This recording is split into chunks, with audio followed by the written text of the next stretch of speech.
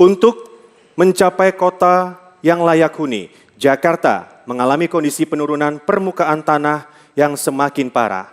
Hasil pengukuran ITB dan Dinas Sumber Daya Air Pemprov DKI Jakarta pada tahun 2023 menunjukkan laju penurunan permukaan tanah bervariasi hingga 10 cm.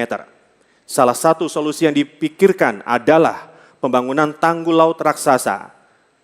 Selain efektivitasnya diragukan dalam jangka panjang, sejumlah riset memprediksi tanggul laut raksasa ini dapat memperparah banjir di kawasan pesisir, rusaknya ekosistem, serta potensi kerugian ekonomi di sektor perikanan hingga penurunan kualitas air laut. Pertanyaannya, apa sikap Anda terkait rencana proyek pembangunan tanggul laut raksasa tersebut? Waktu Anda menjawab 2 menit dimulai dari Anda berbicara dan untuk itu kami persilahkan. Giant Seawall Project sudah masuk PSN. Sehingga dengan demikian saya sebagai gubernur pasti saya akan taat azas, mengikuti apa yang menjadi keputusan pemerintah pusat. Untuk itu, kebetulan dalam pembuatan PSN ini saya terlibat, sehingga dengan demikian saya pasti setuju dan mengikuti apa yang menjadi prinsip untuk pertahanan laut dan banjir pesisir tentu akan kami dukung sepenuhnya. Pemerintah Jakarta sekarang ini harus bertanggung jawab kurang lebih 11,1 kilometer yang belum terselesaikan. Hanya yang membedakan, pengalaman saya pribadi ketika G20 di Bali, bukan lagi sekedar Giant Seawall, kalau saya akan mengusulkan Giant Mangrove Wall. Karena apa? Selain ekosistem lebih bagus, ekologinya juga jauh lebih bagus. Sehingga komitmen itu akan kami teruskan, tetapi ditambahkan dengan menanam pohon mangrove yang menjadi kekuatan kita bersama. Selain itu, hal yang menjadi penting adalah juga melibatkan masyarakat yang ada di sekitar ketika Giant Mangrove Wall atau Giant Seawall ini dibangun. Saya pada saat yang lalu bersama dengan Presiden Jokowi, saya berkunjung ke Belanda mendampingi Presiden Jokowi. Tujuannya adalah berkaitan dengan Giant Seawall. Saya berharap apa yang menjadi hal yang dicita-citakan oleh pemerintah sebelumnya bisa diselesaikan di pemerintah yang akan dipimpin oleh Presiden Prabowo Subianto. Karena bagaimanapun Giant Seawall sudah menjadi komitmen dan sudah masuk di dalam proyek strategis nasional dan sekarang ini sebagian sudah dibangun oleh pemerintah pusat dan juga oleh pemerintah Jakarta. Pemerintah Jakarta mempunyai tanggung jawab 11,1 km. Sehingga akan kami lanjutkan menjadi Giant Mangrove Wall. Terima kasih. Baik, waktu sudah habis. Terima kasih jawabannya calon gubernur nomor urut 3. Dan berikutnya saya akan langsung berikan kesempatan kepada calon gubernur nomor urut 1, Bapak Ridwan Kamil untuk memberikan tanggapan terhadap jawaban dari calon gubernur nomor urut 3. Waktunya 1 menit, Bapak, dimulai sejak Bapak berbicara. Kami persilakan. Iya, terima kasih. Saya kira saya setuju jawabannya memang kurang lebih ada di sana juga. Tapi tambahan dari saya, pembangunan apapun di Jakarta harus dengan prinsip sustainable development. Adil sosial, adil ekonomi, adil juga terhadap lingkungan. Maka kunci pertama adalah dialog dengan warga, dengan LSM, dengan Walhi, dengan semuanya. Dirumuskan apakah itu solusi satu-satunya.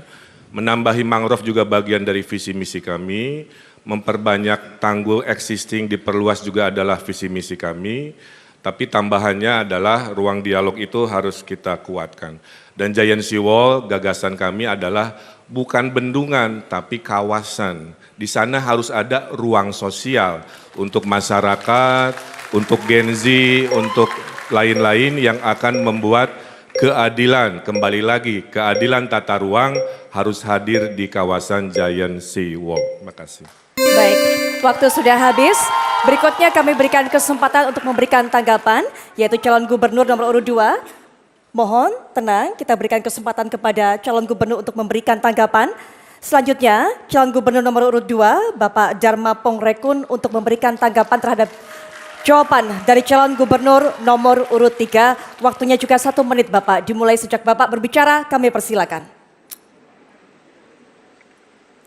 Karena Giant Seawall sudah menjadi program pemerintah, program strategi nasional, maka mau tidak mau kami sebagai gubernur, karena ini juga tujuan daripada itu semua asal kembali lagi manusia yang diutamakan.